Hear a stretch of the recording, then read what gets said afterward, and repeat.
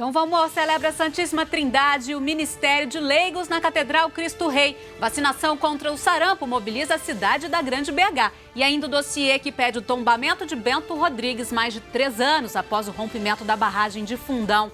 Isso e mais no Horizonte Notícia.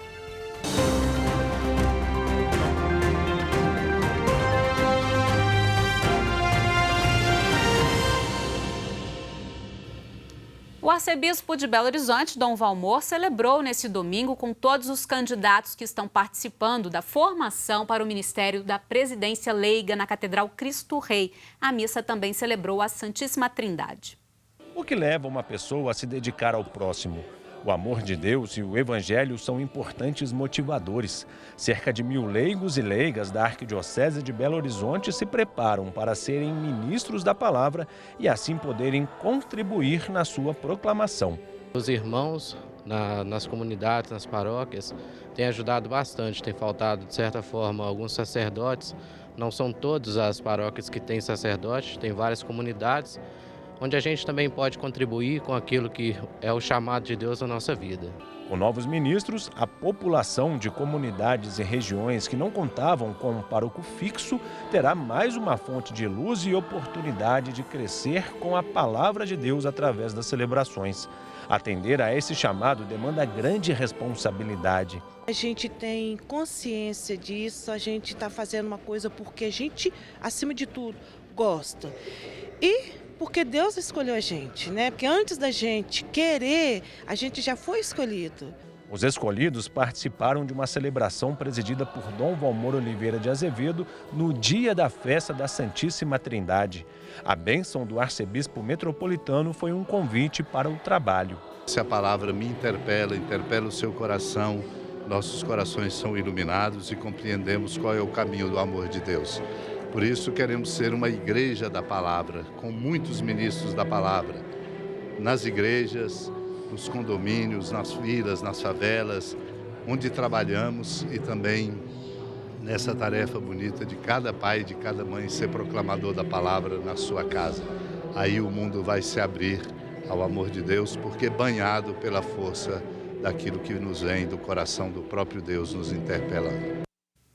A paróquia São Judas Tadeu, em Contagem, na Grande BH, está com inscrições abertas até 19 de julho para um casamento comunitário. A celebração será no dia 19 de outubro, sábado, às 11 da manhã, e dedicada a casais que já estão juntos e desejam se casar. As inscrições podem ser realizadas na Secretaria Paroquial da Igreja de terça a sábado. Mais informações pelo telefone 31 3392 2055. E a Prefeitura de Contagem intensificou, a pedido do Ministério da Saúde, a campanha de vacinação contra o sarampo. Vamos saber mais com a repórter Vanessa Anício. Uma picadinha e pronto. Proteção garantida. Seu Moacir não perdeu tempo e aproveitou que estava de passagem pela estação do metrô para se vacinar contra o sarampo. Quem tem a ganhar são todos nós que a gente tem a ganhar, porque hoje a doença é imprevisível, né? Não tem idade para você ter certas doenças, não é isso? Então, se está disponível a vacina, eu vou tomar. Em 2018, o Brasil enfrentou surtos de sarampo em 11 estados. Até março deste ano, só em Minas Gerais, 3 casos foram confirmados. Com a aproximação da Copa América, uma preocupação. A grande circulação de pessoas pode fazer esses números aumentarem. Como nós não temos barreiras físicas para vírus, pessoas que vêm de outros países que têm a doença, elas chegam no Brasil e acabam contaminando aqueles que ainda não se vacinaram. A gente está trabalhando na intensificação para ampliar nossa cobertura vacinal, que é muito aquém do necessário, para que possamos evitar uma epidemia dessa doença novamente. E é bom ficar atento aos sintomas, que podem facilmente serem confundidos com os de outras doenças. Porque ele vem com febre mais altas, ele vem com manchas no corpo, com dor no corpo, mas ele vem com conjuntivite também. Esses são os sintomas mais clássicos. Para evitar que novos casos da doença surjam, a Prefeitura de Contagem tem intensificado a vacinação contra o sarampo. Quem já garantiu sua dose, deixa o alerta. Está aí gratuitamente, as pessoas têm que aproveitar e a hora é essa.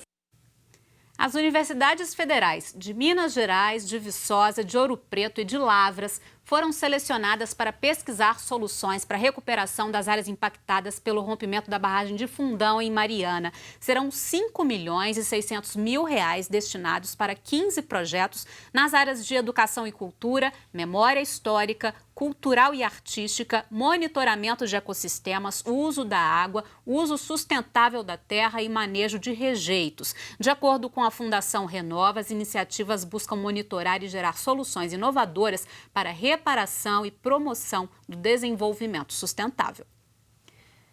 Pesquisadores da UFMG desenvolveram ao longo de 3 anos longa pesquisa em Bento Rodrigues após a tragédia de 2015. O trabalho pedido pelo Ministério Público de Minas Gerais contou com a participação de moradores do distrito de Mariana e resultou na produção de um dossiê. O documento irá contribuir para o tombamento de Bento Rodrigues como sítio de memória sensível e na possível criação de um museu a céu aberto. Bento Rodrigues foi o primeiro local atingido pelo rompimento da barragem de Fundão em novembro de 2015. A lama quase varreu a comunidade do mapa, mas a memória dali se tornou base para a preservação. Segundo o professor que coordenou o trabalho, a ideia de patrimônio sempre vem atrelada à materialidade e a situações felizes. Mas é importante se preservar as memórias dolorosas das tragédias, objetivo do dossiê. E nós chegamos à conclusão que estávamos frente a um sítio que representava a maior tragédia socioambiental brasileira e que, portanto, esse tombamento devia ser estadual e federal. E aí nós propusemos realizar um dossiê de tombamento. O patrimônio sensível nos recorda a dor, a miséria, a vergonha. Então são lugares que devem ser mantidos para que sirvam de alerta para que essas coisas não se repitam. Uma das propostas no dossiê é a de se criar no local um museu de território. É um museu a céu aberto, nesse caso gerido pela própria comunidade, que vai mostrar, através da manutenção das ruínas e de algumas das edificações que se mantiveram, e através também de um trabalho de interpretação muito grande, mostrando fotografias, fazendo um memorial, o que era Bento Rodrigues, o que foi essa catástrofe e o que representa esse modelo de desenvolvimento insustentável da mineração que ainda existe em Minas Gerais. Cerca de 30 pesquisadores participaram do trabalho, que também contou com a população de Bento Rodrigues. O documento reúne mais de 400 páginas com fotos, depoimentos, dados e análises realizadas pelos autores e foi entregue ao Ministério Público.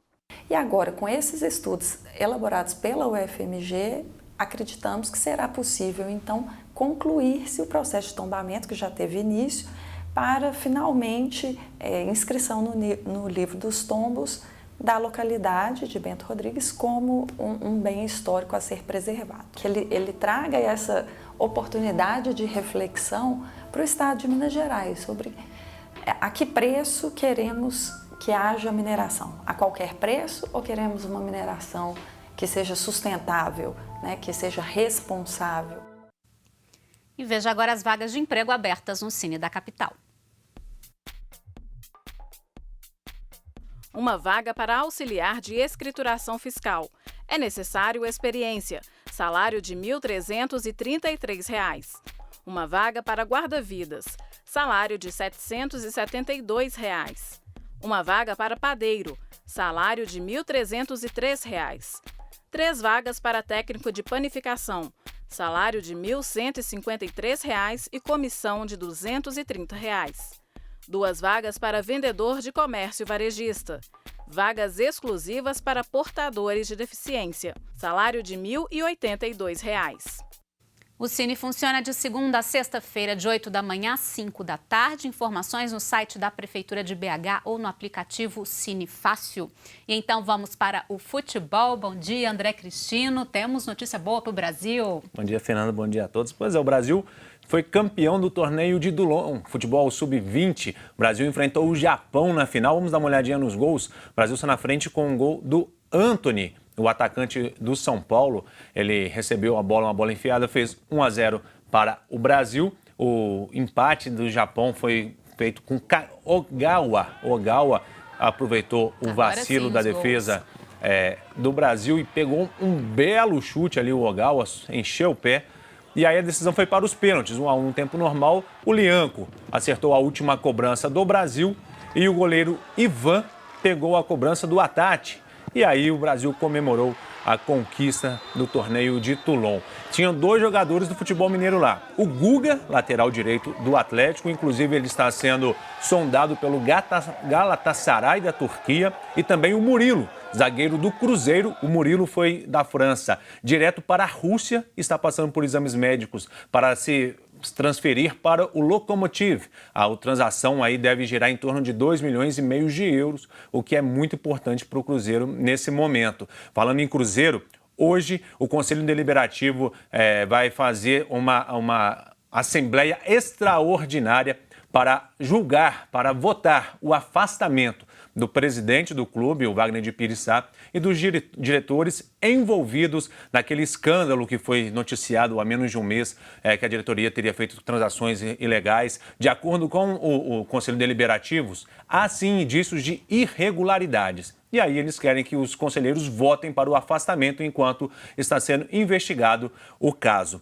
Amanhã tem mais seleção brasileira jogando, viu? Às 4 horas da tarde tem a seleção feminina na Copa do Mundo de Futebol Feminino. O Brasil vai enfrentar a Itália e é um jogo muito importante, é o último jogo da primeira fase. O Brasil perdeu a última partida para a Austrália, está em segundo lugar no grupo com 3 pontos, mesma pontuação da Austrália, só que a Austrália vai pegar a Jamaica, que não fez gol em ninguém. E o Brasil vai pegar a Itália, que é líder do grupo, venceu os 2 jogos que disputou.